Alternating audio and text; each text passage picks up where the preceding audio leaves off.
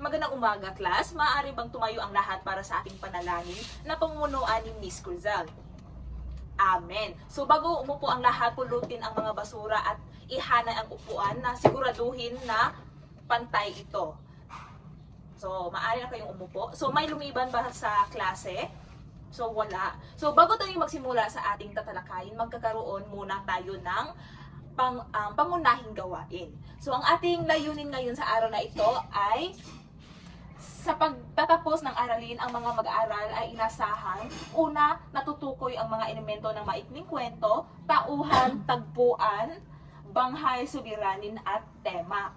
Pangalawa naman is na isusulat ang buod ng kwento gamit ang sariling mga salita na nabasang kwento. Pangatlo ay naibibigay ang sariling opinyon sa naging desisyon ng pangunahing tauhan na nabasang kwento. So, narito ang ating panuto sa ating pangunahing gawain. So, hahatiin ang klase sa 4 na pangkat. Bawat grupo ay bibigyan ng mga ng papel na may nakasulat ng kwento tungkol sa ang araw at ang hangin. So, basahin ang buong klase ang kwento. Matapos basahin, sagutan ang mga sumusunod na gabay na tanong. Isulat ito sa isang kapat na papel at iulat sa klase ang inyong naging pagsusuri. So, bibigyan ko lamang kayo ng 5 minuto para basahin at masagutan ang mga tanong. So, narito ang mga gabay sa ating pagsusuri. So, sino-sino ang pangunahing tauhan? Ilarawan sila. Pangalawa, ano ang pangunahing suliranin o problema sa kwento? Ikatlo, paano ito naresolba? At sa huli naman ay ano ang aral o mensahe ng kwento. So may paalala tayo sa paggawa dito. So magtulungan bilang isang grupo, siguraduhin maunawaan ang kwento, hindi lamang basta binasa. So naiintindihan ba? Kung ganon ay babasahin natin ng sabay-sabay ang kwento. So maaari kayo magsimula sa pagsusuri sa kwento. So, tapos na ba ang lahat? So, maaari nyo bang ibahagi sa klase ang inyong mga sagot? Magsimula tayo sa unang pangkat. So, maraming salamat sa inyong kooperasyon. So, sa araw na ito, ang tatalakayin natin ay ang mga elemento ng maikling kwento, tauhan, tagpuan, banghay, suliranin, at tema. So, maaaring mali yung basahin kung ano ang maikling kwento. So, maraming salamat. So, ang maikling kwento ay isang anyo ng panitikan na naglalahad ng isang pangyayari o karanasan, may isang kakintalan o di malilimutang epekto sa mambabasa. Ito ay karaniwang maikling lamang, may isang kakintalan at tumutuon sa isang pangunahing suliranin na karaniwang nalulutas sa wakas ng kwento. So, may 7 elemento ang maikling kwento. Una ay ang tauhan. So, sila ang mga karakter sa kwentong maaring may mga pangunahing tauhan. Ito sila ay mga protagonist at mga kontrabida naman ay tawag nila ay antagonist. Sa pangalawa naman ay ang tagpuan. So ito ang lugar at panahon kung saan nagaganap ang kwento. Mahalaga ito upang maipakita ang konteksto ng mga pangyayari. So ikatlo naman ay ang banghay. Ito ay pagkakasunod-sunod ng mga kaganapan sa kwento. Karaniwan itong nahahati sa simula, gitna at wakas. Ika-4 naman ay ang suliranin. Ito ang problema o hamon na kinakaharap ng mga tauhan. Ito ang natutok sa kwentong pasulong.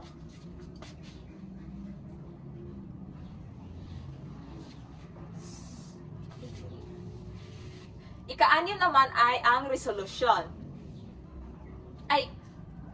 Ika-5. So, mali ako. So, ang ika-5 naman ang kasukdulan.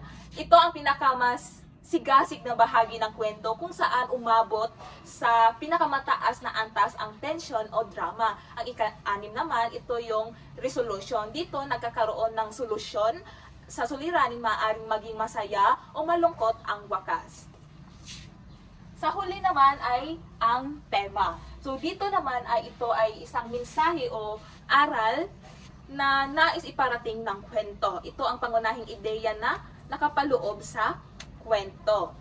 So, tapos na tayo sa ating pagtatalakay at ngayon ay magbabasa tayo ng kwento na pinamagatang ang kwento ni Mabuti. So, sabay-sabay tayo magbasa.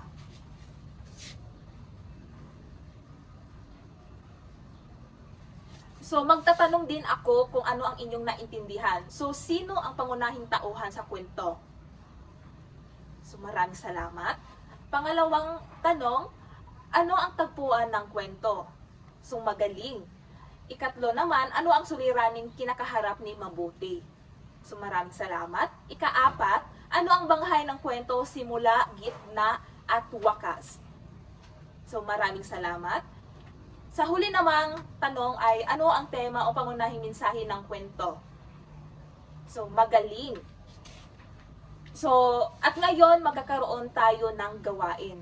So, ang panuto ay hatiin ang klase sa 4 na pangkat. Ang mga mag-aaral ay gumawa ng graphic organizer ng mga elemento ng kwento loob ng 15 minuto. So, nandito ang rubrics. So, ang pagkamalikhain, 10 points. Detalye at kalinawan ng guhit, 10 points. Pagkakaugnay ng guhit sa tema ng tula, 10 points. At total ay 30 points.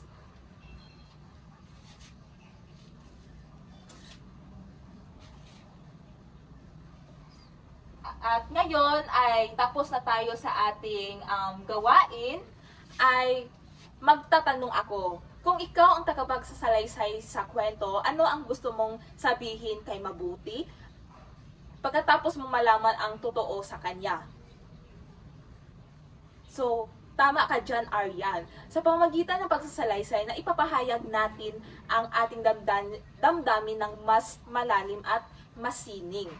Alam ko na naintindihan ninyo ang ating tinatalakay sa araw na ito. Kung ganon ay magkakaroon tayo ng pagsusulit.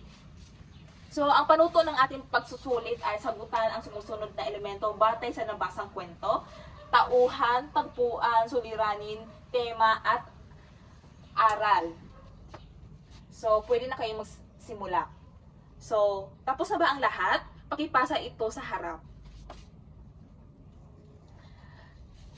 So, ngayon ay bibigyan ko kayo ng takdang aralin. So, narito ang panuto. Magsulat ng isang maikling kwento na may sariling tauhan na tulad ni Mabuti, isang taong may mabuting kalooban pero may pinagdadaanan at basahin ito sa harap ng klase sa susunod na tagpo. So, naintindihan ba ninyo? So, maraming salamat. So, doon lamang nagtatapos ang ating tinatalakay. So, goodbye class.